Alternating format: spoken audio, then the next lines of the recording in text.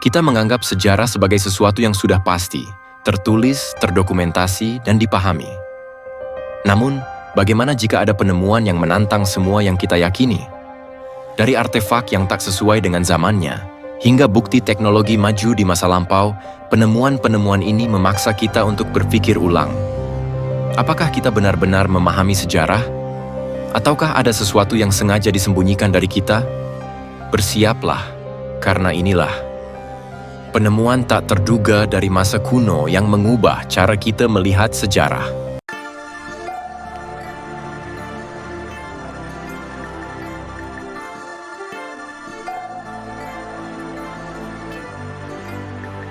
Pada tahun 1901, sebuah tim penyelam di perairan Yunani membuat penemuan yang mengejutkan dunia. Di antara reruntuhan sebuah kapal karam kuno, mereka menemukan artefak kecil yang awalnya terlihat seperti tumpukan logam berkarat. Namun, setelah penelitian lebih lanjut, benda ini dikenal sebagai mesin Antikythera, sebuah perangkat mekanis yang disebut sebagai komputer pertama di dunia. Mesin ini memiliki lebih dari 30 roda gigi perunggu yang terhubung secara presisi, dirancang untuk melacak gerakan planet, memprediksi gerhana, dan bahkan menyelaraskan kalender kuno dengan siklus astronomi. Teknologi yang terkandung dalam perangkat ini begitu maju sehingga seolah-olah berasal dari peradaban modern, bukan dari Yunani kuno.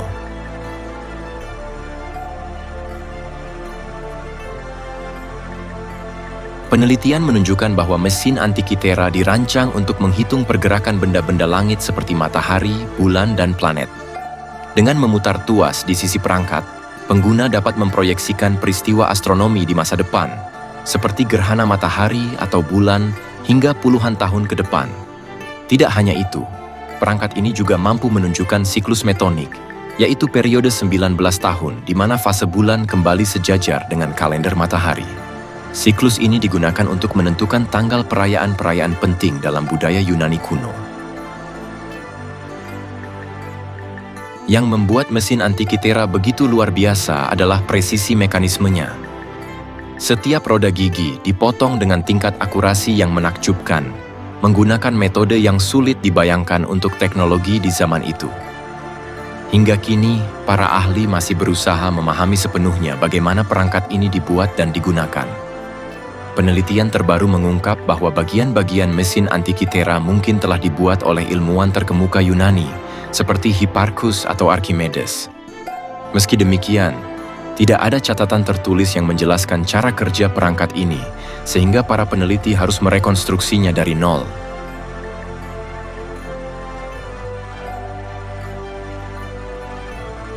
Mesin Antikythera juga memberikan wawasan mendalam tentang kejeniusan para insinyur Yunani kuno. Teknologi roda gigi yang digunakan dalam perangkat ini dianggap sebagai cikal bakal mesin mekanis modern, seperti jam tangan dan kalkulator.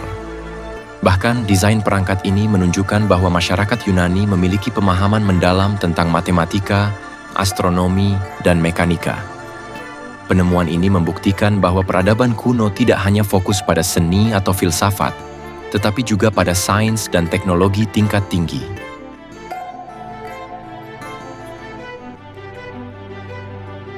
Namun, misteri terbesar dari mesin Antikythera bukan hanya pada teknologi yang terkandung di dalamnya, tetapi juga bagaimana alat ini digunakan dalam kehidupan sehari-hari.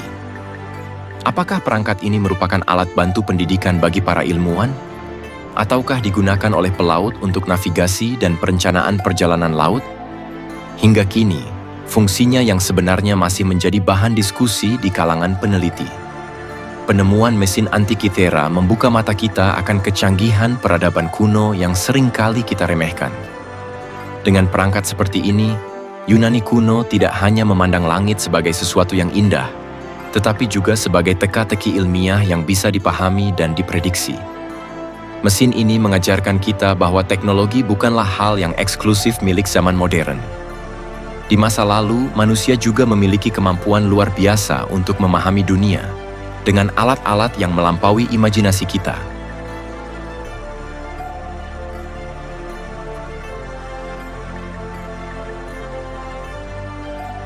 Di tengah hiruk-pikuk kota Delhi, India, berdiri sebuah benda kuno yang memiliki kekuatan luar biasa. Pilar besi Delhi, yang berusia lebih dari 1.600 tahun, tak hanya menarik perhatian para sejarawan dan ilmuwan, tetapi juga menantang pengetahuan kita tentang teknologi kuno. Mengapa? Karena pilar ini, meskipun terbuat dari besi, hampir tidak pernah terkorosi. Sebuah fenomena yang sangat jarang terjadi pada besi yang terpapar cuaca dan waktu. Pilar besi Delhi memiliki tinggi sekitar 7 meter dan berat sekitar 6 ton. Diperkirakan dibangun pada abad ke-4 Masehi oleh Raja Chandragupta Dudadu dari dinasti Gupta. Apa yang menjadikannya unik bukan hanya ukurannya, tetapi ketahanannya terhadap korosi yang mengherankan. Meskipun pilar ini sudah berusia berabad-abad dan terpapar hujan, angin, dan debu dari gurun, hampir seluruh permukaannya tetap dalam kondisi luar biasa. Para ilmuwan modern sangat terkesan dengan keajaiban metalurgi ini. Ketika dilakukan analisis terhadap komposisinya, mereka menemukan bahwa pilar ini terbuat dari besi dengan kandungan karbon yang sangat rendah, yang mungkin menjadi salah satu kunci mengapa besi ini begitu tahan lama. Namun, hal yang lebih mengesankan adalah bagaimana lapisan pelindung alami yang terbentuk di permukaannya melindungi pilar dari korosi. Fenomena yang terjadi pada pilar besi Delhi adalah pembentukan lapisan tipis oksida besi yang sangat kuat di permukaannya, yang melindungi logam di bawahnya dari kerusakan lebih lanjut. Lapisan ini begitu efektif sehingga meskipun pilar ini terpapar cuaca ekstrem dan polusi udara selama berabad-abad, ia tetap terlindung dari korosi. Ini adalah contoh luar biasa dari prinsip metalurgi kuno yang sangat canggih.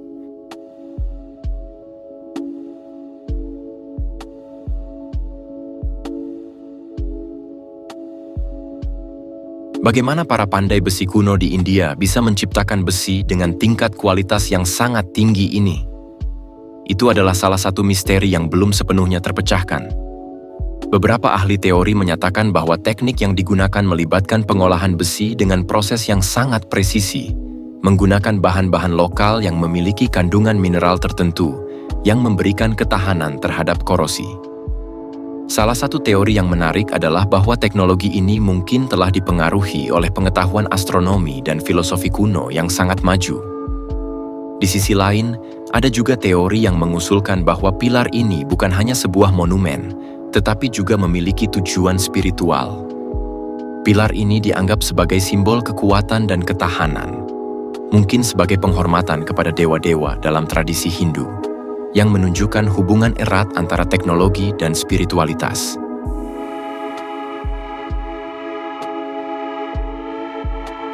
Keistimewaan pilar besi Delhi tidak hanya terletak pada ketahanannya, tetapi juga pada kenyataan bahwa kita belum sepenuhnya memahami bagaimana teknologi kuno ini bisa mencapai tingkat keunggulan seperti itu. Apakah ini adalah bukti bahwa peradaban kuno memiliki pemahaman yang lebih mendalam tentang sains dan teknologi daripada yang kita kira? Atau mungkin ada unsur yang hilang dalam pengetahuan kita tentang metalurgi kuno? Pilar ini tetap menjadi simbol keahlian teknis dan kekuatan budaya India kuno. Bahkan di dunia modern, dengan semua kemajuan teknologi kita, pilar besi Delhi tetap mengingatkan kita bahwa beberapa pencapaian besar tidak selalu datang dari zaman yang kita kenal. Seringkali, peradaban kuno menyimpan rahasia-rahasia yang menantang pemahaman kita, rahasia yang masih bisa kita pelajari hari ini.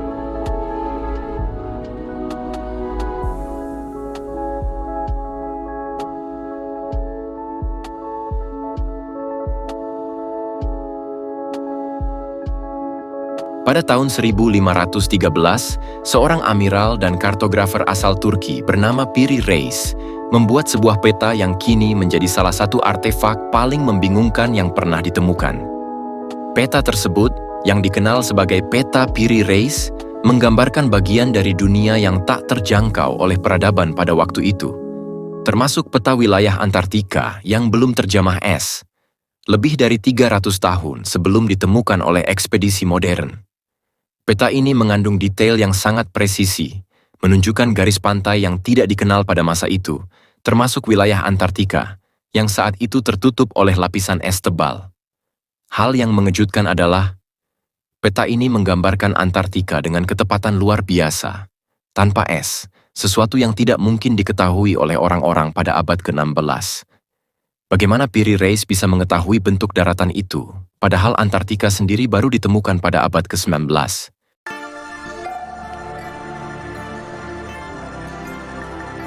Bagaimana bisa seorang kartografer dari abad ke-16 menggambarkan sebuah benua yang belum pernah ditemukan, dan lebih aneh lagi, tanpa es yang menutupi wilayah tersebut? Para ilmuwan dan sejarawan masih bingung tentang sumber peta ini. Peta Piri Reis didasarkan pada berbagai sumber yang hilang. Peta-peta kuno yang mungkin telah diciptakan oleh peradaban jauh lebih tua dari zaman Piri Reis. Menurut Piri Reis, peta ini disusun dari berbagai peta kuno yang lebih tua, termasuk peta-peta yang dibuat oleh pelaut Yunani dan Romawi. Tetapi beberapa sumber ini kini telah hilang atau rusak, meninggalkan kita dengan hanya sedikit bukti tentang bagaimana pengetahuan kuno ini sampai ke tangan Piri Reis. Peta tersebut juga mengungkapkan detil lain yang menakjubkan, seperti pulau-pulau yang tidak pernah tercatat dalam peta-peta dunia pada waktu itu.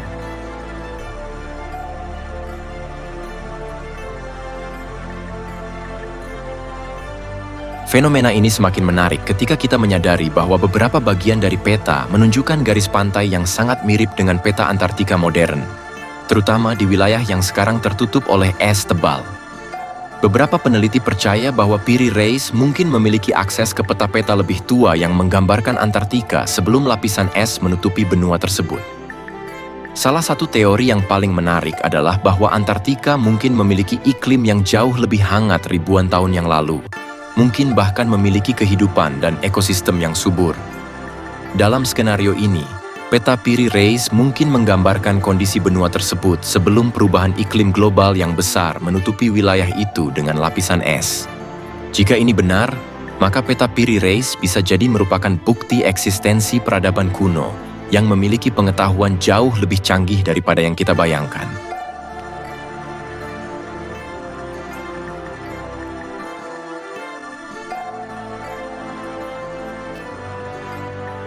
Penemuan ini mengarah pada pertanyaan yang lebih besar.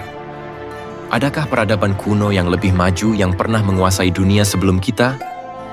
Mungkin mereka memiliki pengetahuan geografi yang lebih luas dan lebih canggih daripada kita ketahui. Apakah peta-peta kuno yang hilang ini adalah jejak dari peradaban yang menghilang? Ataukah kita benar-benar belum menemukan seluruh potensi sejarah kita? Walaupun kita belum tahu pasti dari mana Piri Reis mendapatkan informasi tersebut, peta Piri Reis tetap menjadi enigma yang membingungkan para ilmuwan dan sejarawan hingga hari ini. Di balik garis-garis yang menggambarkan dunia kuno ini, ada misteri besar yang belum terpecahkan, dan mungkin petunjuk tentang peradaban yang telah lama hilang.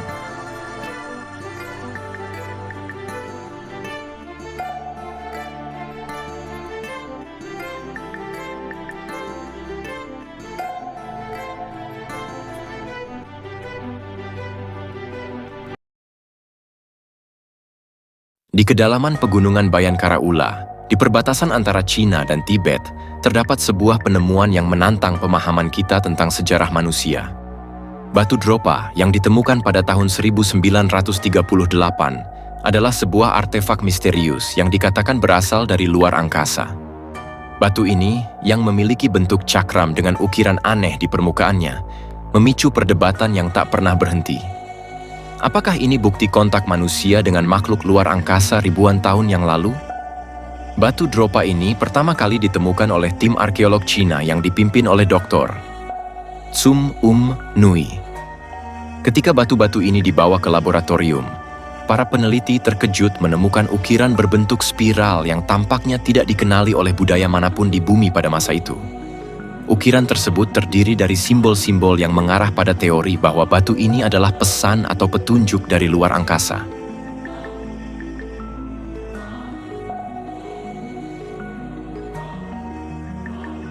Setiap batu Dropa memiliki ukiran yang mirip dengan pola yang ditemukan di batu lainnya. Namun yang lebih mengejutkan adalah bahwa simbol-simbol ini terlihat seperti sebuah pesan yang disampaikan oleh makhluk luar angkasa. Ukiran ini dipercaya oleh beberapa ahli untuk menjadi representasi dari sebuah bahasa yang digunakan oleh peradaban luar angkasa yang mengunjungi bumi ribuan tahun yang lalu. Namun, walaupun telah dilakukan berbagai studi, hingga kini tidak ada konsensus yang dapat menjelaskan dengan pasti apa arti ukiran tersebut.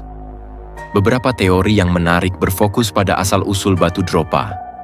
Ada yang mengatakan bahwa artefak ini berasal dari peradaban kuno yang hilang, Mungkin di wilayah Tibet atau Cina kuno yang memiliki teknologi dan pengetahuan luar biasa tentang benda langit dan astronomi.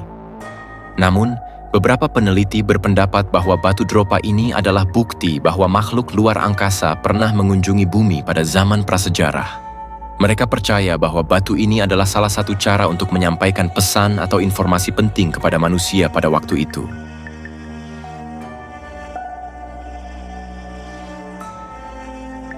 Namun, kejanggalan utama datang dari fakta bahwa banyak orang meragukan cerita tentang batu Dropa ini.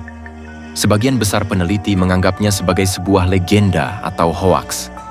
Ada juga yang berpendapat bahwa batu ini mungkin hanya artefak kuno yang dibuat oleh manusia, dengan simbol yang dipahat oleh peradaban kuno yang sangat mengagumi langit dan bintang-bintang. Sebagian ilmuwan skeptis menegaskan bahwa batu-batu ini mungkin hanya sekadar artefak budaya yang berasal dari peradaban kuno yang memiliki simbol atau bahasa yang tidak kita kenal. Hasil analisis terhadap komposisi batu ini menunjukkan bahwa mereka berasal dari masa ribuan tahun yang lalu. Tetapi tidak ada bukti yang cukup untuk menyatakan bahwa mereka adalah artefak dari makhluk luar angkasa.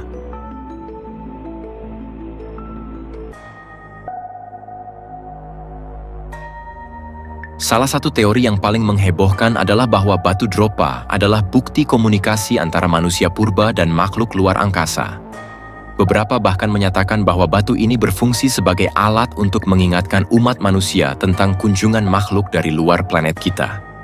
Beberapa petunjuk dalam ukiran tersebut, seperti simbol yang menggambarkan perjalanan antara bintang, semakin memperkuat teori ini. Tapi, dengan segala teori yang ada, satu hal tetap tidak berubah. Batu Dropa adalah salah satu misteri besar yang belum terpecahkan dalam sejarah arkeologi. Apakah itu benar-benar petunjuk dari peradaban luar angkasa yang mengunjungi bumi ribuan tahun yang lalu? Atau apakah itu hanya artefak budaya yang hilang dari peradaban kuno yang lebih maju dari yang kita kira?